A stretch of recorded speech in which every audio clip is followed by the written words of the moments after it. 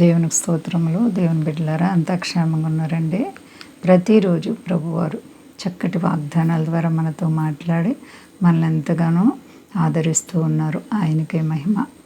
అంతా క్షేమంగా ఉన్నారండి. ఈరోజు దేవుని వాగ్దానం కీర్తనల గ్రంథము 1వ అధ్యాయము 2వ వచనం.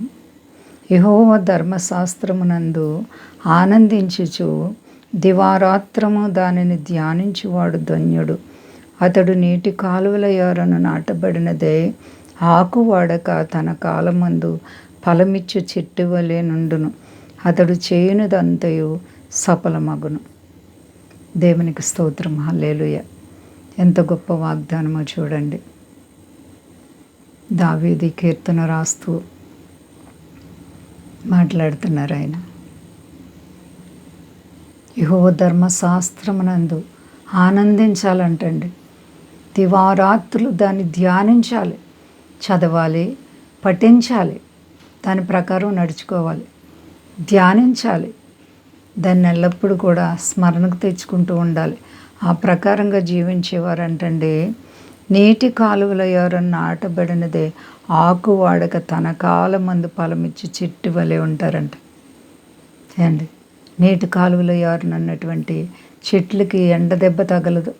అది ఎప్పటికీ కాపు మాందు, ఎల్లప్పుడూ కాపు కాస్తూనే ఎందుకంటే అది నీటి కాలువలో ఎవరినన్నది కాబట్టి. నీటి కాలువలో ఎవరన్నా నాటబడిన చెట్టు ఏ విధంగా ఉంటుందో అలాగే దేవునిలో భయభక్తులు కలిగి ఆయన వాక్యాన్ని ధ్యానిస్తూ ఆయన బిడ్డగా జీవించి చెడుతనాన్ని విడిచిపెడితే నీ జీవితం కూడా వృద్ధి పొందుతుందని దేవుడు మాట్లాడుతున్నారు. మరి దేవునికి భయపడుతున్నావా దేవుని బిడ్డ? అతడు చేయనిదంతా సఫలమవుతుందంట.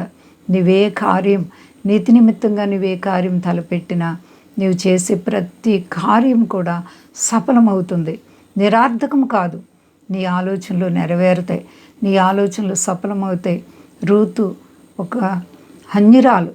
ఆమె దేవునిపై ఆధారపడి మోయాబు దేశం నుండి తన అత్తతో మరి బెత్లెహేముకు వచ్చినప్పుడు ఆమె జీవితము దేవునిపై ఆధారపడినప్పుడు ఆమె జీవితంలో ఆమె యొక్క ఆలోచన అనుకున్న దానికంటే అడిగిన కంటే గొప్ప ఘనకార్యం దేవుడు చేశారు.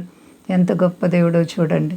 కాబట్టి మనము కూడా దేవునికి లోబడితే, భయపడితే, ఆయన్ని స్మరించుకుంటూ వాక్యానుసారంగా నడుచుకుంటే మన జీవితాల్లో కూడా మనం చేయనిదంతా సఫలపరిచి మనల్ని ఆశీర్వదించే దేవుడు, వృద్ధి పొందించే దేవుడు. కాబట్టి ఆయన వాక్యాన్ని ధ్యానిస్తున్నావా?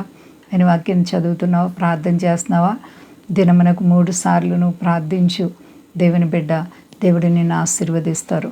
భయపడకుండా అంతా క్షేమంగా ఉన్నారు కదండి. ప్రార్థించుకుందాం. ప్రేమ నమ్మకమైన మా తండ్రి, నమ్మదగిన దేవుడవు, నీకు అసాధ్యం లేదు. పగటికి పగలు, రాత్రికి రాత్రి మమ్మల్ని కాపాడుచున్నావు.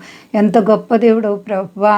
ఇదిగో మా తండ్రి నాయన, ఎవరైతే నీ గ్రంథాన్ని ధ్యానిస్తూ నీతో నడుస్తూ నీవిచ్చిన మాట ప్రకారం ఎవరు జీవిస్తారో వారిని ఆశీర్వదిస్తానంటున్నావు.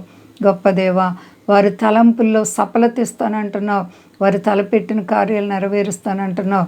దేవా, ఈ భూమి మీద మేమందరము నీ వైపు చూసి నీ నుంచి వృద్ధి పొందడానికి సహాయం ఇచ్చే మా దేశాన్ని, దేశ నాయకులను కాపాడండి. సర్వ ప్రజలను కాపాడండి. మీ దాసులను కాపాడండి. విదేశ స్వదేశాల బిడ్డలను కాపాడండి. కష్టాలు, బాధలు, రుణాలు, ఆయా సమస్యలు ఉన్న ప్రతి బిడ్డలకు యేసు నామములో విడుదల కలుగును గాక. అందరికీ క్షేమాన్ని మహిమ పొంది శక్తి కలిసేనామని అడుగుతున్నాను తండ్రి. ఆమేన్. అందరికీ వందనాలండి. మా కొరకు పరిచయం కొరకు అందరూ ప్రార్థించండి.